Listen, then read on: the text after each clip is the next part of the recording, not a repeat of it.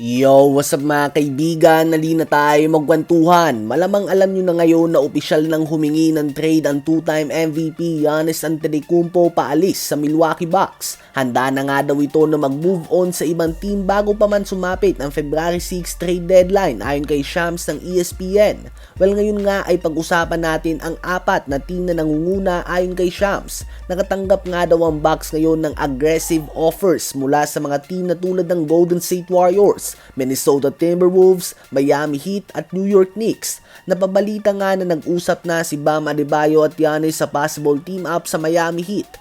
Habang sinabi naman ni Giannis sa isang interview noon na New York nga daw ang paborito ng syudad sa Amerika. Ang Timberwolves naman ay may enough assets din nga mga kaibigan to make a great trade offer sa Milwaukee Bucks. At ang Warriors naman ay may solid assets din nga at andyan nga si Steph Curry. Siya nga ang talagang panggumbinse nila kay Giannis Antetokounmpo. Imagine a Steph Curry and Giannis duo. Sinasabi ng ilan ay parang Lillard at Giannis lang nga daw ito. Subalit malaki ang pinagkaiba ng system ng Warriors sa sistema na tinatakbo ni Coach Doc Rivers. Kaya naman sa ngayon ay magiging very interesting nga kung saan ba talaga mapupunta si Giannis. Susubukan nga ng mga team na makuha si Giannis ngayon trade deadline. Subalit kung kapusin nga sila sa oras para sa mga negosasyon ay pagpapatuloy na lamang nila ito sa off-season. May mga team din naman na tulad ng Detroit Pistons, OKC Thunder, Houston Rockets at San Antonio Spurs na may mga enough assets din para gumawa ng trade para kay Giannis. Subalit mukhang kontento na nga sila sa kanilang lineup ngayon at hindi na sila makikipagsabayan pa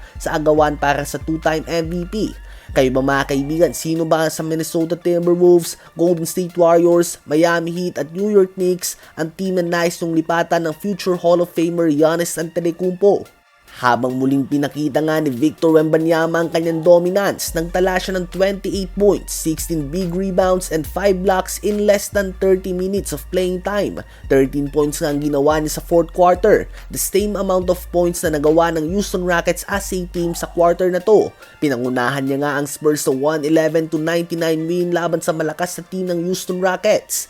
18 points, 5 rebounds and 8 assists si De'Aaron Fox, 17 points, 7 rebounds and 5 assists din si Keldon Johnson off the bench, 16 points, 5 rebounds and 6 assists si Stephen Castle at 16 points din si Dylan Harper on 8 of 11 shooting sa field. Sa Houston Rockets naman ay nagtala din nga ng 25 points, 7 rebounds and 5 assists si Amen Thompson, 24 points, 6 assists si Kevin Durant at 18 points, 10 rebounds and 7 assists si Alperen Sengun. So far ay pinapakita nga ng Spurs ngayon sa lahat na sila ang best team sa Texas over Rockets and Dallas Mavericks. As long as healthy nga sila ay magiging problema nga ang young team na ito sa playoffs.